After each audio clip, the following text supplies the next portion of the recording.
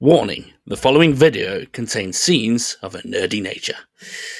Well, hello everyone, and welcome to another F1 opinion chat, whatever we want to call it, where we are going to try and look into the future of Formula One, specifically about a year and a half into the future. We're going to be saying goodbye to 2025, the latest regulations. We're going to be going into another new era of Formula One design. This one lasted 4 years. And, well, we're going to try and see what we're going to be getting into. What is the type of car that we're going to be getting into for the 2026 regulations? And ultimately, is it going to be better? So let's get into it, eh? Let's get into it. Let's firstly have a look at the example car that F1 have released to showcase the 2026 regulations in their full. Here we go.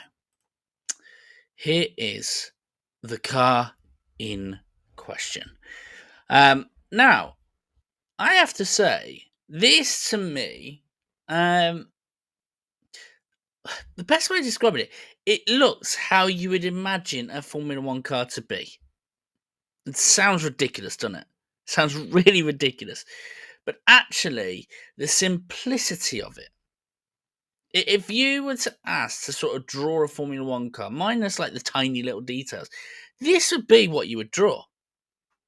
No, like sort of cuts in there or anything like that, but it is pretty close to what you would draw. People have described it as being close almost to the Formula 2 cars in the way that they look. I don't think that's necessarily a bad thing, but I'll get into that a little bit later. But in terms of how it's going to look, I like it. I like where we're going here. The wings look more simple. Everything just looks more simple, to be quite honest. But we will wait and see to see if it is the case. So this is the car that we are talking about. But let's get into the nitty gritty, eh? Let's get into the nitty gritty. The first one is the big one, or the small one. The size. These cars are smaller. These cars are small. Not crazy amounts. We're talking 200 millimeters, 20 centimeters. So, uh, not crazy big, similar size to the smallest rulers that you would have at school. And the width has been cut by 100 millimeters, so a bit smaller than the smallest rulers you'd have at school. And so a little bit smaller than the previous cars, which again is going to be a case of smaller cars normally means more agile, but we will see. But I do think that is one thing that is worth mentioning: the length and the width. More details. With the cars being smaller, that means they are also going to be lighter. We're talking about 30 kilograms lighter. So a dog size, basically, lighter. And, that is going to be interesting in terms of that weight. And, removing that weight can be interesting to see what the minimum threshold and the maximum threshold of these weights are going to be, but we will see. But there's also the thing about the fact that downforce, this is the big one. Downforce has been cut. There is less downforce on these cars. Now, the whole idea of it, they say, is to improve efficiency and handling. That's debatable, but that is the plan. But you can actually see that even in the car that you can see in front of you. The front wing doesn't look as complex. The rear wing doesn't look as complex. And do you know what that means normally?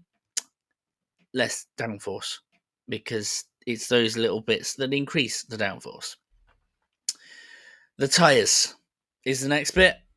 So the width of these tyres at the front has been reduced, and so has the rears. They're not smaller tyres, they're not bigger tyres, they are narrower tyres. That's going to cause some sort of changing grips, which is interesting. But yes, that that'll be how it will be. So that's that, and that obviously saves weight, saves materials. We can see where this is going. We can see what this era is going to be mostly about.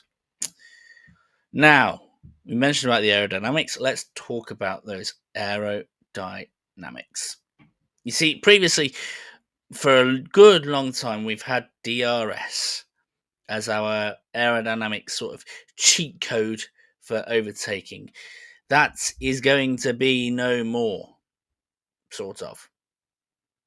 So, here's how it's going to work. Instead of single DRS, we're sort of going to get double DRS. So, the front wing and the rear wing will basically be doing it. So, this is what's going to be called apparently Z mode. Is that there is going to be wings that will open and angled, which basically means cornering speeds will increase. Yes, not straight line speeds. Cornering speeds is what they're mentioning about, which is interesting. And then there's X mode, which is low drag. So there's basically two little modes that are going on here: Z mode, X mode. So that will be interesting to see how it's going to be. Is it going to be that they're going to detect it in certain zones? No idea. Is it going to be a case of you know, push, use it whenever you want? Are there going to be certain rules behind it? I don't know, but they're mentioning that it's potentially going to be used for any straight line longer than 3 seconds. So a car that's on there for that long or more for a straight line. And obviously, it'll be all about safety as well. So that'll be interesting to see how it's going to be. So there's still almost a little bit of computer interesting stuff like that. You can see the wheel arches not there.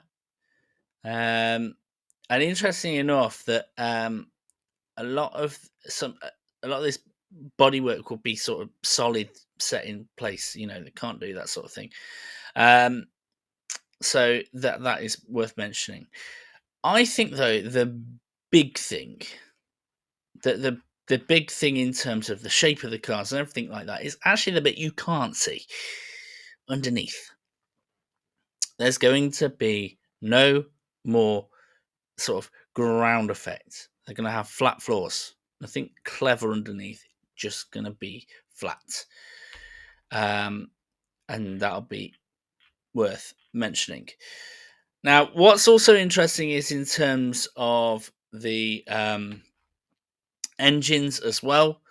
So they're going to be hybrid engines, 100% sustainable fuel, which is interesting.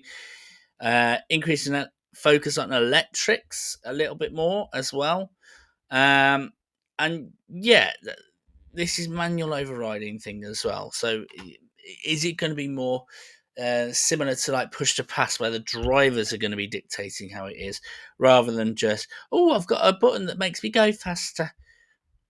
Yeah, be interesting to see. So yeah, that's going to be worth mentioning. I think other things have happened in terms of the engines, but look, we've already had the warning in terms of the nerdiness. Let's not go too nerdy, yeah? I think the biggest question is always the question that's made: is it going to work? The focus has always been on closer racing. Is that what we are going to get? I'm 50-50. Genuinely 50-50.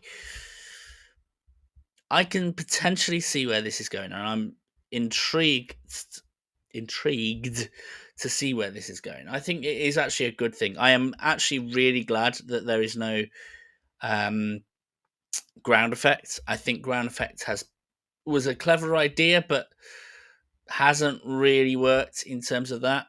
And the idea of using like sort of a double drag or this active aerodynamics be interesting. I think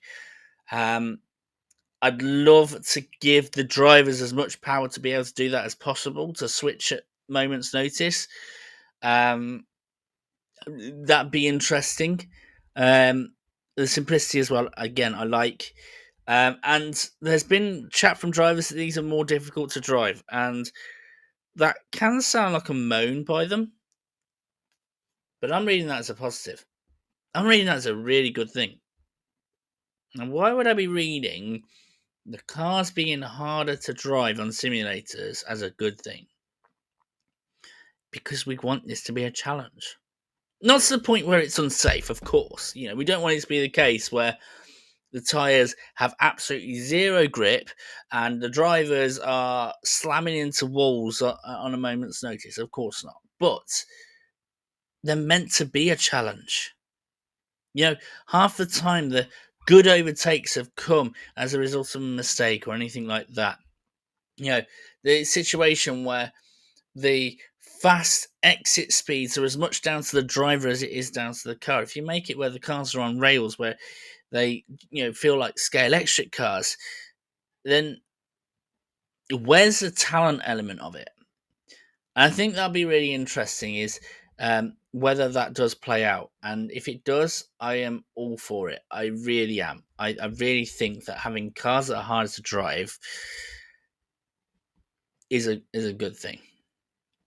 What I will say though is, before we get too excited going, oh my god, 2026 is going to be the year that Formula One is fixed forever! Well, there's a villain in this story. There always is. The villain in any sort of regulations that give us this hope that we're going to have closer racing are the bloody engineers. The bloody engineers. You see, these engineers are very, very clever. They will find loopholes. It's happened since the dawn of time in F1 in terms of loopholes that have been found.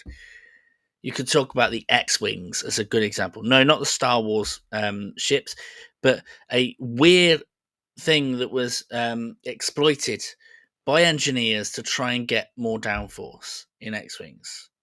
You could talk about F-ducts. You can talk about double diffusers.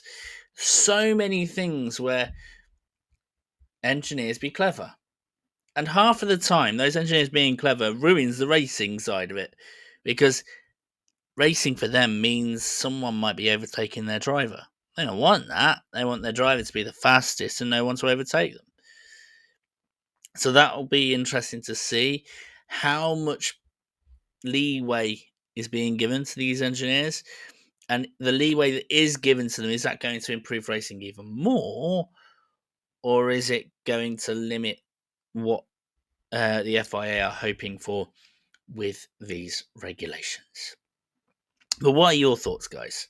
There is a heck of a lot of regulations that are in there and everything like that. Worth having a look into if you love your Formula One. But what are your thoughts? Is 2026 going to be the year that Formula One is finally fixed? Or are we going to see another crazy dominance and and random trains where no one can overtake? Is it going to be a utopia or a dystopia of Formula One? Love to know your thoughts. And in the meantime, feel free to subscribe, hit that notification bells so that you keep up to date, and follow me on the Twitch channel. Love to get your feedback live there as well. Take care, one and all, and see you soon.